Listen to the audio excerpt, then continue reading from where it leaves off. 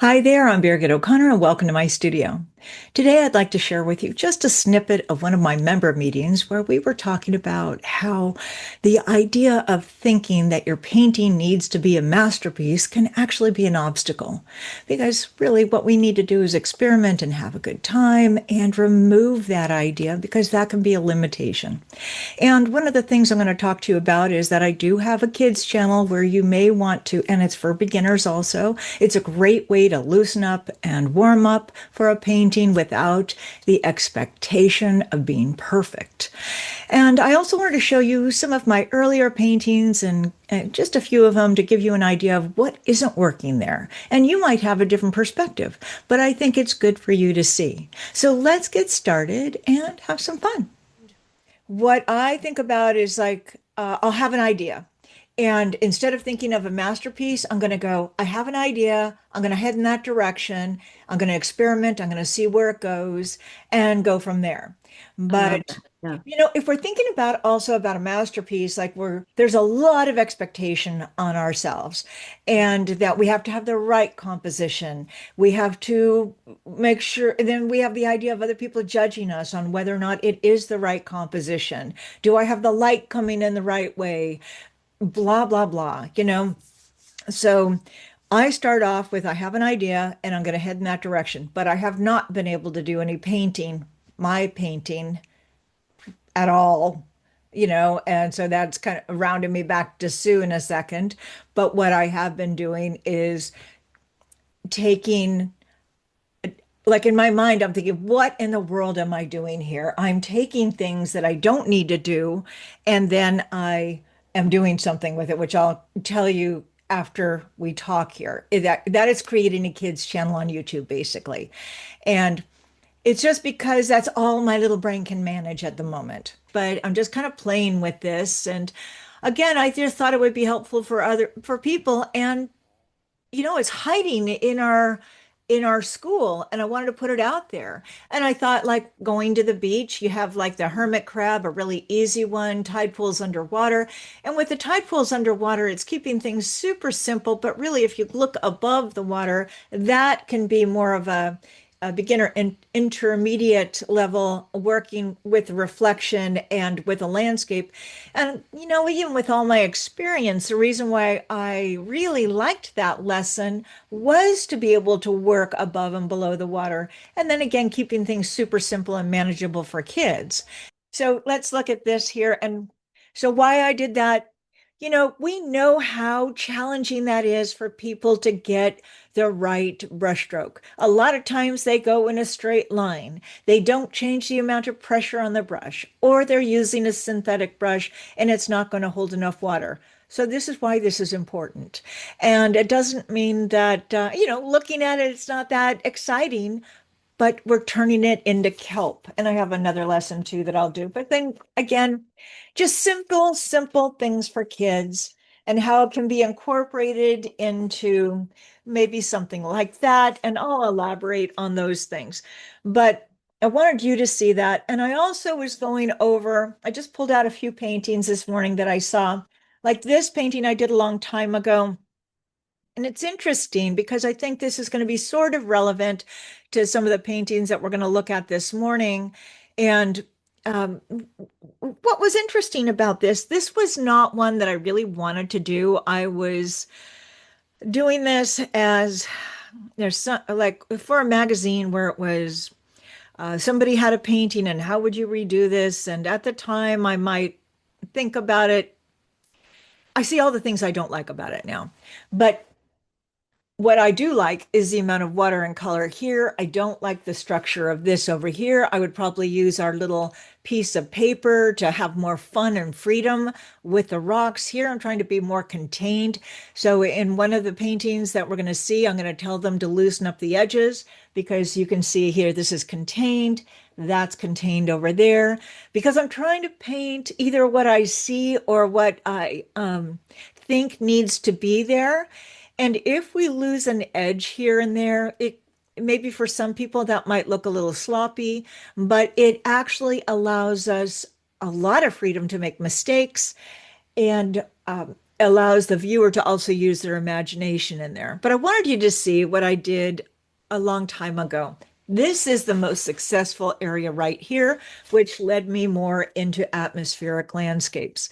And then when it comes to this one, now I'm not too excited about this one, and I think, well, why is it? And this is the bluffs in Mendocino. But what I do like about this, and thinking about what we were just talking about with Mary Dell, it's not so much about that this.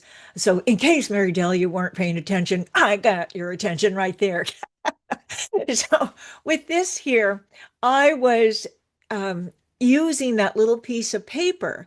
So, I was able to get freer with it. And then, if I open up an edge right here with a damp brush, then I allow that color to escape. And I think this is on hot press paper. So the idea is okay, but I thought, what is it that I don't like as much about this? And it might be because it's a little too angular with the strokes. Maybe I would loosen it, but I found this to be a valuable lesson because I got more control over that technique of that little piece of paper. So again, I might have had a masterpiece in mind and it didn't turn out that way, but I got really what I needed from this. But what I can do now is if I take this into a reconstruction, like so we have talked about that, and that sort of makes me think about maybe that art clinic, maybe that kind of thing can be tied together, maybe call it whatever, something like that. Anyway, you get the idea on that. I And really love that idea, Birgit, because I have so many paintings like that. I love that painting. And I do think if you had just a little bit, I don't know what you can do, but you do I don't. eventually. And you could help us actually finish paintings because I think that would be beautiful with just a little bit more. It needs some fine tuning in Yeah, there. But what I might do is if I'm doing this and thinking about that experimental reconstruction or things like that, I might decide instead of trying to force this to be something more, I can go either way. I can do that, or I can use this as a foundation. And maybe I would come in with a little gouache. I'm just because I'm curious. Instead of exactly. struggling and Yeah. fighting and trying to make this perfect, I might think, hey, what if I had gouache? And I don't use gouache, but it might be fun, you know? So, and then I wanted to show you another one that I did a long time ago that when I was trying to figure out landscapes, and what happened was I was going small and then increasing the size until I felt successful with them. But this one I don't like. And I didn't know about the brushes. And so I'm using brushes that are big. But so there's this here. And, it doesn't necessarily look so bad, but I think it's just too big. I think it's too big. I think the brushstrokes are big. And on the screen, to me, it doesn't look as bad as I feel when I look at this in person. And maybe I would have been happier if I would have left a white border because that could have framed it in a different way. And it's just interesting, like looking at this on the screen, like if we could do that in a little workshop or a clinic or something like that, that gives us an opportunity to step back. So but I was able to practice the techniques that I wanted to experiment with that. Is that a full sheet? It's not. You It's know, just less than. I I don't know if this was because this was before I even knew about any of that stuff. And it's not a full sheet. It's bigger than a half sheet. Yeah. So I also think what might have happened with this is that I really didn't know about composition or how to place anything on the paper, or this was the idea of what I saw and I had no idea of control. So I do like the wet and to wet down here, but I think it's too big, and this sure would have been much more successful being a little smaller. It would have been more intimate, I think. I definitely know that, but anyway, there's that. And another one that I'm thinking about putting on the YouTube channel, because this is coming up next weekend. And right there, that one. And what's wonderful about this is that we get to use that little piece of paper. And I like to be, and it's just amazing how challenging that is for people using that, because it really is just an extension of your hand and being able to manipulate it. But this one was done with masking. So if you are taking this workshop, there is a little video in here. I would suggest trying it two ways. If you want to mask the white water, so that way you can see what happens, if you do that. But in the workshop, I think what I'm going to do is do it without the masking, and I'm going to try to retain my whites. What do you think, Sue? Well, yeah, that's what I'm still struggling with is keeping the white. So that would definitely be a challenge, not to end up with all blue water and no whites. So I Well, just that's kind of what I thought. laughing Yeah. at myself. Well, no, but that's it, because like I thought, do I want to do it that way? But the thing is, if people don't understand the technique with a piece of paper, they're not going to know how to put the masking on, and they're going to be horribly frustrated. And but what's wonderful, what I really like about this is the looseness of this up here. This one is on hot press paper, and I was trying to decide, do I want to do that again on hot press, or do I want to do it on cold press? Because it really makes a difference. As you know, most of you that have been with me for a while definitely know that. And what I like about the hot press is that it helps give more of, it's a slicker surface. It has more transparency when it just seems to reflect differently off there. So we'll see what we come up with that. And I was digging through that lighthouse series that we have, and because I just thought, what would be an easy way to show a lighthouse? And that would be something like this. And I might put this one on the YouTube channel because it's just going to be a very simple thing for kids, how to retain the white, how to shape it, and get, I might.